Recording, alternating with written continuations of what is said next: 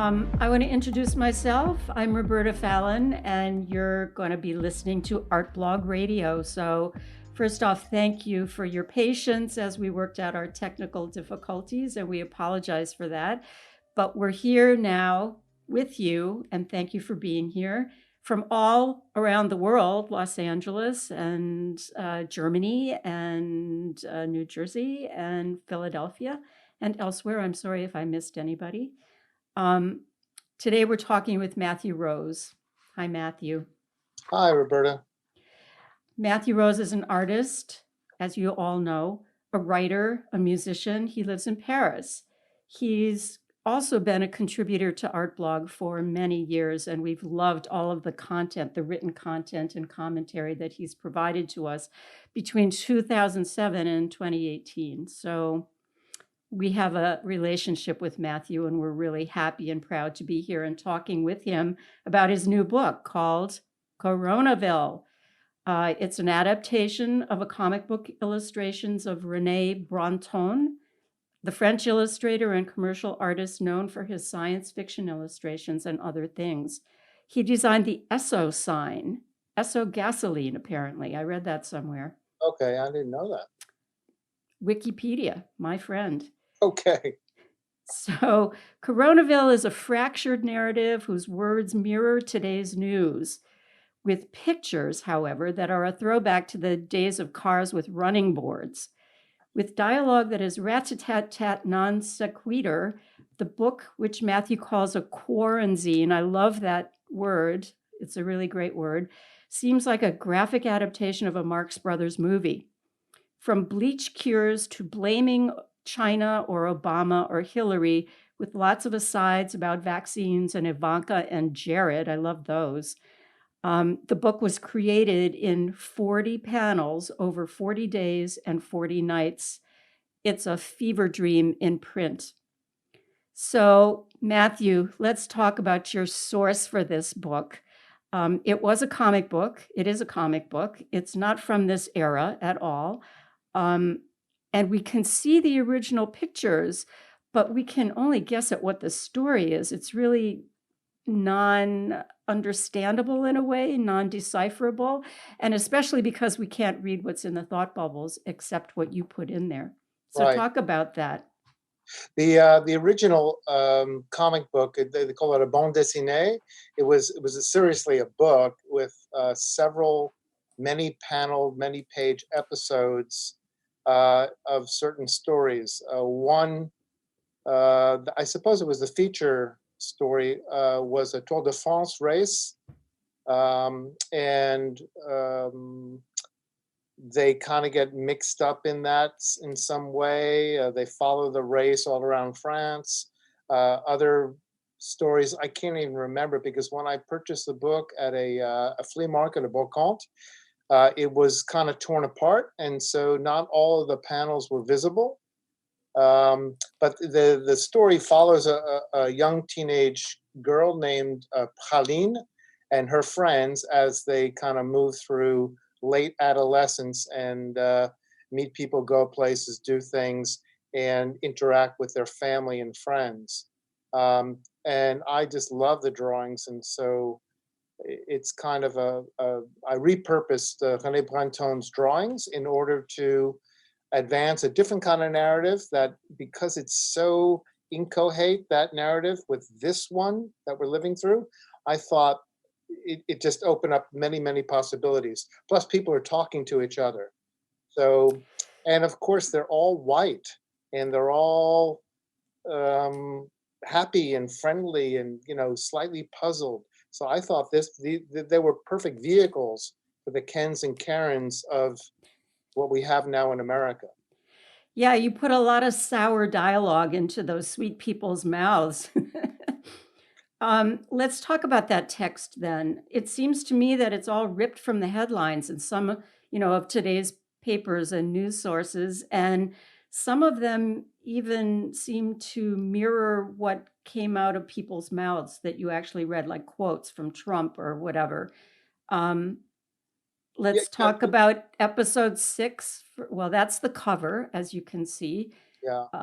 If you haven't seen the book yet, it's really marvelous, and you can get it on Blurb. It's a print on demand, and I highly recommend it. It's not a lot of money, and it's a very wonderful capsule of the time.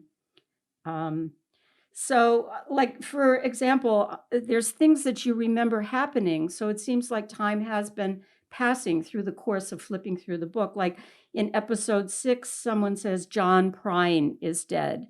Now, if you know music of contemporary, Americana, John Prine was a king of that. And I remember when they announced that on the radio, John Prine had died of corona. Um, so that actually happened. So talk about the sources of the words. Well, just the John Prine citation. I probably did that panel, that episode, that day that I heard John Prine had died. He's just a fabulous human being, loved by everyone, amazing musician, and a very generous person. And he was one of the first very well-known celebrities to die.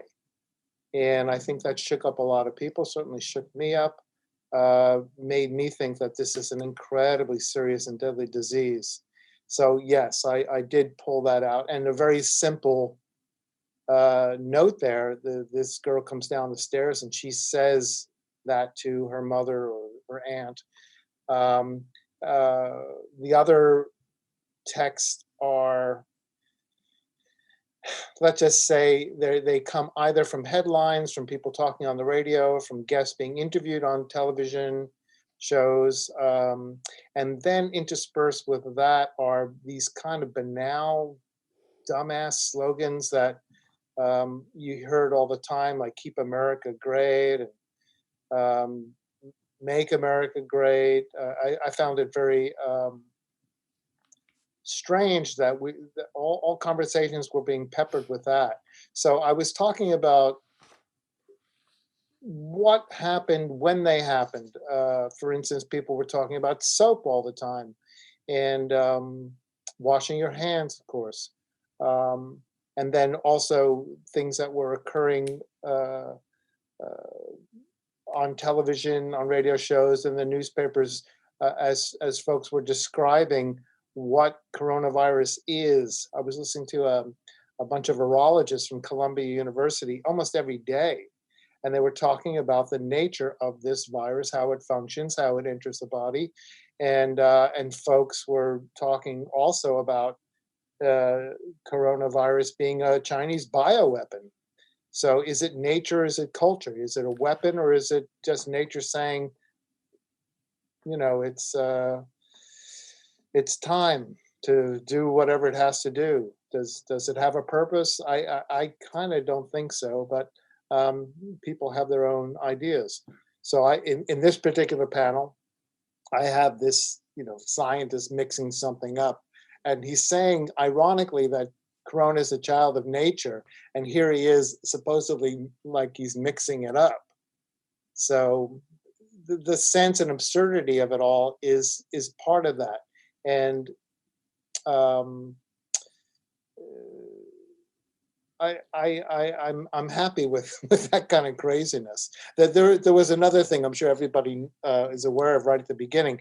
Folks were rushing out to grocery stores and convenience stores to buy as much toilet paper as they could, because they didn't know whether they'd be able to go out again, and they needed to have 50 rolls of it and stock up. And cans of beans, I suppose, were also flying off the shelves. So my people in Coronaville were searching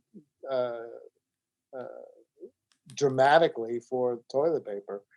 And there are also little indications about the time frame. People asking if it was Easter, and also the in addition to toilet paper and soap and beans, people were also racing to buy guns. I don't think they sold as many guns in the spring and summer ever. It was insane. So there you are. Yeah. So I want to get into a little bit more of the words. You studied semiotics in college, and you've always used words in your art. Alphabet, the words, either with or without all the letters in them, appear regularly, maybe in every single piece of your art, I don't know, in one way, shape, or form. And the way you use words in your art is it's what you did here. You cut them up. You're a collage artist, and you cut things up and you place them back together with your imprint on them. So this is right out of the way you work your art. The Matthew Rose playbook.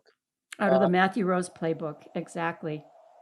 Well, the way I wrote this graphic novel was I just had a single document on my computer, and every day I'd listen to the radio, read the news, talk to friends, have hilarious conversations with people, and grab a phrase here or there.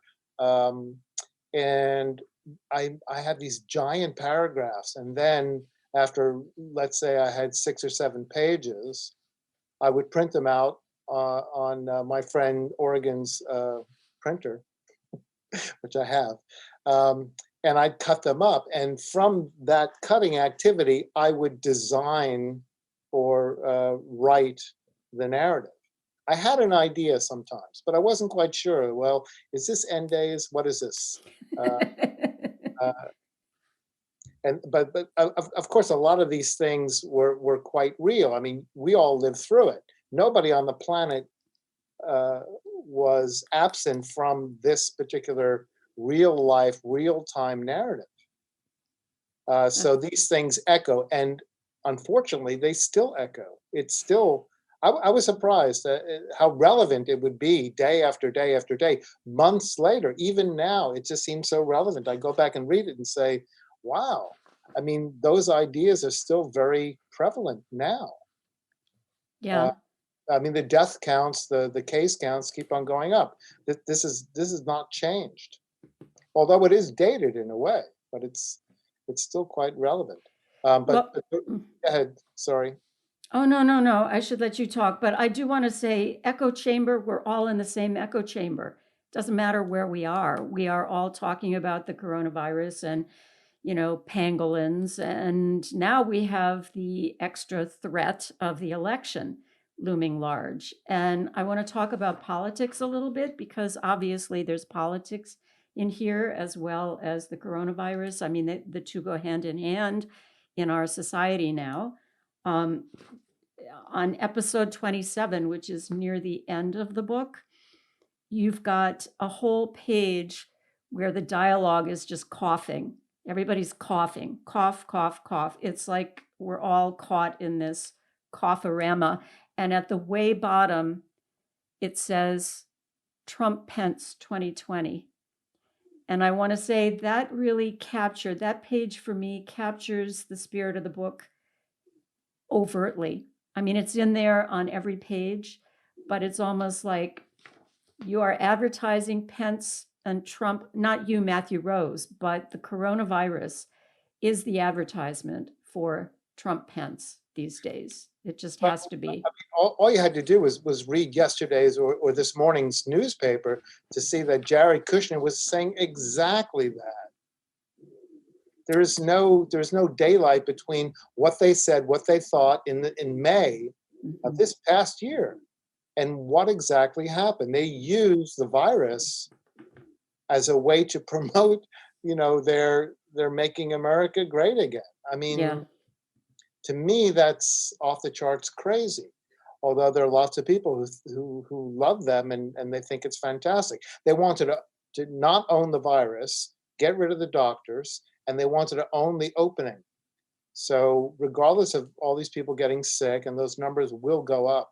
I mean, by 2021, 400,000 people could be dead. Mm-hmm. Americans, a lot more around the world. But that coughing, it was a funny thing, because at that time that I did that, we were walking around the streets for 1 hour a day during the lockdown in the spring. And if somebody coughed in a grocery store, you just turned around and said, "Who's that? What's going on?" And, we didn't know what the deal was. We had no idea how susceptible we were to the least bit of virus. And that's why in that other panel you showed, somebody coughed on a doorknob and this person caught it. There's a lot of vulnerable people physically, medically out there, and it's quite possible they caught the coronavirus from touch. Doesn't seem as likely now as it was then, but we didn't know, and we still don't know. But those sorts of things, where people coughed or sneezed, or somebody walked around without a mask and they were talking loud, and you just tell that they're spitting or sneezing into the air. I mean, it just raised gazillions of questions about responsibility and community and who are you. And then those people who politically, which is, I guess that's the core of your question, who refused to wear a mask and instead walked around with guns. That these people were all about their own liberty, but they could care less. They could give two shits about your liberty to be alive. It didn't matter to them. They didn't. I mean, even though it was explained 100 times, they are asymptomatic carriers of this disease, but yet they wanted to go out there and march for liberty and kidnap the governor of Michigan. Right, and take their motorcycle and go to Sturgis in what Right. 500,000 people did. Yeah. So let's swing around to another theme of the book, which is also part of your art oeuvre, which is death. This is not the first project that has as a theme sort of the vulnerability of people, the shortness of life. It's right there. You had a project in 2009, I believe it was called A Book About Death. And it was an international project that had exhibitions. One was in New York, I know. Were there others? I think maybe there was. The last one was in Japan at the Kurosawa New Art Museum. I had an exhibition there, and then I installed the New York show there.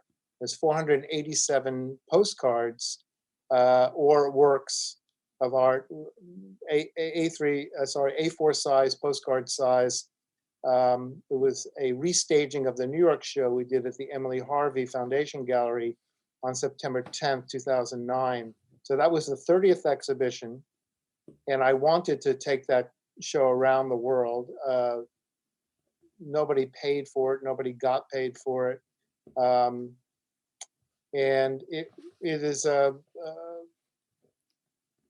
how shall I describe it? It's a rumination on death, individually and collectively. We had a lot of very thoughtful works that came in. They came in through the mail, which was an echo of Ray Johnson's project, which was called A Book About Death. And those were drawings on 8.5 by 11 sheets that he mailed out to friends. So I used that. I knew Ray, and his good friend Bill Wilson, who has passed, was at the exhibition in New York, and he said Ray would have liked this. So I felt I was okay. I didn't abuse that relationship, but celebrated him and his ideas. And death is something that everybody experiences personally, and they have questions about it. Some are funny, some are terrifying, some are very emotional, some are just questions about what's on the other side. But it's a powerful thing, and it attracted a lot of people. Altogether, I think we had 5,000 people over the 30 exhibitions who contributed to the exhibitions. New works were made, museums exhibited the works. One guy in Italy printed the works out from the internet and put them in a bar, in a cave in Milano. A woman in Bosnia-Herzegovina put them up. I'm not sure where. It could have been also in a bar. It was a fascinating thing, and a great collective project. And a lot of people came together to form other groups because they met through a book about death. Hmm. So maybe this Coronaville book will be another community project in a way that brings people together, thinking thoughts about our mortality. I think, I don't know about other people jumping onto the Coronaville bandwagon, because it's a very cynical, acid look at kind of who we've become in the very modern era. We've become kind of uninformed tribal actors trying to beat each other up over stupid ideas. And what could I tell you? It doesn't bode well for the future, unless we get off saying we stop saying things like, Hunter Biden's laptop is real, and more emails about this person or that person. I'm not quite sure how you dial it all back. I don't know. I'm not sure either, but I agree with you that we do need to dial it back. We love the internet. We hate the internet. We love social media. We hate it. But we're all addicted to it one way or another. We're there all day, all evening. It's with us. The first thing we look at in the morning, the last thing we do before we turn off the light at night. There's a lot of that. But that's our world now, and I think that the coronavirus and the Trump virus has made us pay a lot more attention to each other. So in that way, perhaps there is a community that is emerging, that is more conscious of the planet, more conscious of each other, and in spite of the fact that we struggle and yell at each other on the internet, I certainly do my share of it. I think that perhaps a greater consciousness is arriving, although it's not apparent. But I would think that it is. I think November 3rd or November 4th or November 5th will tell us a lot about what's emerging. Well, you're in Philadelphia, Pennsylvania, the battleground state of the nation. So the world is watching you. We're going to battle it out here. I did vote. I'd like to mention this. I did vote absentee by mail in Florida. So hopefully my vote will cancel out whose. Bravo for that. I want to open it up to questions at this point. Does anybody have anything they want to say to Matthew or share with him, or random thoughts? I do. Can you hear me okay? Perfect. Okay. Matthew, is this the coronavirus? Has it affected your dream life, your dream state, and has that influenced your work? I think I sleep a lot, very lightly. I'm easily woken up. Where prior to this situation, I slept very deep. Dream state, in terms of remembering the dreams, it's hard to say. I've had very intense dreams. I mean, that I remember. The texture of the dreams, way more intense now than before. I think in general, I'm more anxious, and perhaps that's what that's about. How about you? Yeah, a lot of really vivid dreams, problem solving every night. I when I wake up in the morning, I tell Dottie about all the problems I've been trying to solve at night, and I haven't solved them. I'm still working on them though. Yeah. Understandable. That's great. Anybody else? Yes. Yeah, I have a question. Sorry? Oh, how about Karina first? Okay. Karen. Cut off. Apologies. Thank you. Yeah, I wanted to know, because you live in Paris, so when you put that Coronaville book together, were you thinking exclusively of an American audience, or did you show it to people in Paris? And how is your your view of America as an expatriate in Paris, because I can tell for myself, being an expat in DC or in America, I have a totally different and more intense interest in what's going on in Germany, and I'm reading up more on history or anything else on Germany than I've done ever before when I was there. So I would like to know whether you think that you have kind of a fresher perspective on what's going on in the US as opposed to as if you were in the US, whether that would dumb you down or something. I would say that I spend quite a bit of time thinking now about America more than I did before. I feel in some ways perhaps that since the virus came and swept us into its whirlpool, I haven't been able to think a lot about France or anything else. I mean, I was in Japan in December and I loved being there, but when the virus hit, I kept on just thinking that the center of this whole thing is America. When I was making these panels in the spring, I would publish them almost every single day on my Instagram.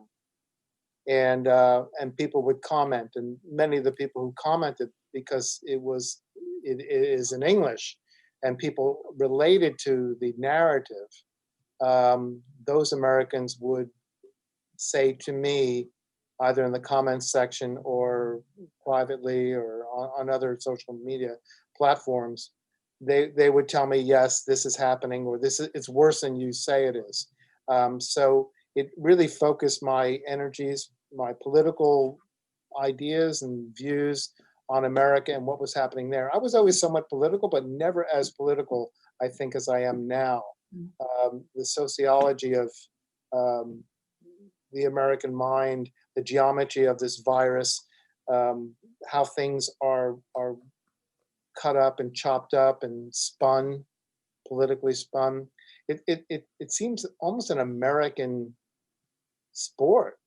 And so, like watching car wrecks on the road, I couldn't pull my attention away, which maybe says something really bad about me. But yes, I mean, I do think a lot more about America perhaps now than I do about France. So I understand your attention being focused on Germany, because that's where you're from. That's what you know. It's in your DNA, I guess. So. Thank you. Okay, next question. Temporal Comet. Sure. Hi. So going back to social media, I feel like you've created something where there's almost a circular motion whereby the zeitgeist and what you're interacting with on social media is feeding into your work, and then you're putting that back onto Instagram, for example, especially with the Coronaville panels. I'm just wondering what kind of, if you have any interesting anecdotes or insight into the kind of comments that you've got back due to the controversial nature of what you've been doing. Well, that's a good question. I was publishing these panels on Instagram, and a friend in San Francisco, who I know from Brown, where I went to school, he said, Matthew, people are dying. This was in the beginning of April. He said, people are dying. Your comic is very cruel. It's very cynical. And he was basically asking me, where's the love? And so I took that into account. And I said, you're right. His name is Jim. I said, you're right, Jim. And so I went to work immediately. I'm not sure which panel it is, but it's called Letters to Coronaville. And so I kind of broke the fourth wall of the book, as if it was like a television program talking directly to the audience. And somebody says, "Dear Coronaville, your comic is fucking disgusting, and you're all about death, and it's horrible. What's wrong with you?" And it's funny because these people who were writing, who were saying it, were in Coronaville. And this person was outside of it looking in, and yet he absorbed the narrative and the story via social media. So I was definitely mixing that in there, trying to create sort of a crazy stew of irony and reality. And I didn't want people to think that I disliked them. I was criticizing them, and at the same time being very clear and honest about the platform with which my idea and other ideas were moving around. I mean, all you have to do is look at how Twitter and Facebook took down that New York Post story about Hunter Biden's laptop, and people were complaining about that, when if they really wanted to, they could just go look at the New York Post. But the thing is, the social media became the perpetrator, the victim, the bad guy, the good guy. It's strange. Does that answer your question? Sure. Thanks. Good answer. Well, I want to thank everybody. Thank you, Matthew, especially for being here today and sharing your thoughts about your book and sharing your great book with us. Right. Everybody can get a copy of Coronaville at Blurb, and when we publish this on Artblog, we'll have there it is. We'll have the URL, so you can click on it and get straight over there. We can also all follow Matthew on Instagram at MrCoughDrop. Yeah, that's me. And if you want to know more about a book about death, we'll put the URL for that in also. Thank you for joining us on Artblog Radio. It was really great to have you here today. And Matthew, many, many thanks. Thank you, Roberta. And if people haven't looked at the Artblog, it's theartblog.org, and they should read it. It's great writing, and you should check it out and support the magazine. Okay. Thank you, Roberta. Thank you, everyone, for tuning in. Thank you all for helping out. Thanks. Bye-bye. Bye-bye.